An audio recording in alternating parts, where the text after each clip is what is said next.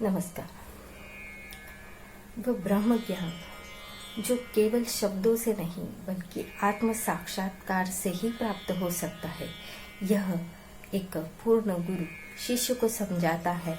वो समझाते हुए आदि गुरु शंकराचार्य जी क्या लिखते हैं, ये देखते हैं। न गच्छति विना पानं व्याधिरौषध शब्दतः विना परोक्षानुभवं ब्रह्म शब्देन नमुच्यते। जिस प्रकार औषधि का सेवन किए बिना, औषधि को पिए बिना, केवल उस औषधि का नाम रटने से कोई व्याधि, कोई रोग ठीक नहीं हो सकता, ठीक उसी प्रकार अपरोक्ष अनुभव अर्थात साक्षात्कार मतलब प्रैक्टिकल एक्सपीरियंस के बिना केवल ब्रह्म ब्रह्म रटने से जीव को मोक्ष की प्राप्ति नहीं हो सकती। अकृत्वा दृश्य विलय मज्ञात्वा तत्त्वमात्मनः बाह्य शब्दै कुतो मुक्ति रुक्ति मात्र फलैर्नृणाम्।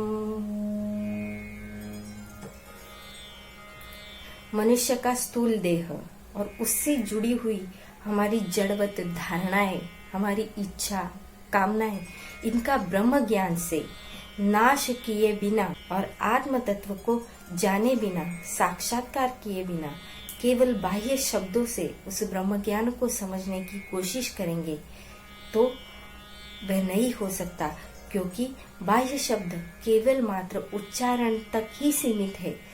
इससे मनुष्य को मुक्ति की प्राप्ति नहीं हो सकती। अकृत्वा शत्रु संहार मगत्वाखिल भूश्रियं राजाहमिति शब्दानो राजा भवितुमर्हति। शत्रु का संहार किए बिना और किसी भूमंडल को प्राप्त किए बिना मैं राजा हूँ, ऐसा कहने मात्र से कोई राजा नहीं हो सकता। ठीक उसी प्रकार आत्म तत्व को जाने बिना, साक्षात्कार किए बिना मैं ब्रह्म हूँ, मैं ब्रह्म हूँ ऐसा कहने से ब्रह्म ज्ञान की प्राप्ति नहीं हो सकती।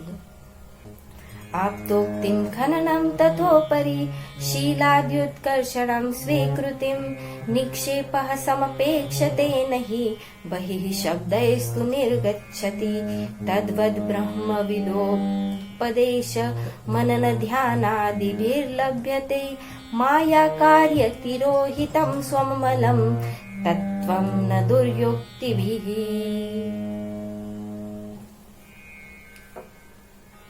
अगर किसी मनुष्य के भूमि में कोई धन गड़ा हुआ है और वो इस बात को नहीं जानता, तो सर्वप्रथम उसे आवश्यकता है कि कोई विश्वसनीय व्यक्ति उसे बताए कि तुम्हारी भूमि में धन गड़ा हुआ है।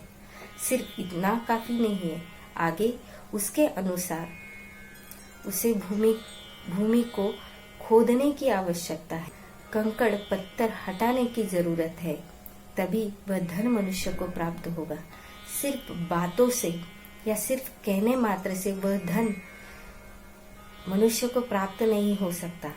ठीक इसी प्रकार माया के संसार में छिपा हुआ शुद्ध आत्म तत्व ब्रह्मनिष्ठ गुरु के उपदेश और उनके आज्ञानुसार ध्यान व मनन से ही प्राप्त होगा, सिर्फ कोरे शब्दों से और बातों से नहीं। तस्मात् सर्व प्रयत्नेन भवबन्ध विमुक्तये स्वेरैव यत्नः कर्तव्यो रोगादाविव पंडितैः। इसीलिए विद्वान मनुष्य को भवबंधन से मुक्त होने के लिए अपनी संपूर्ण शक्ति लगाकर स्वयं प्रयत्न करना चाहिए।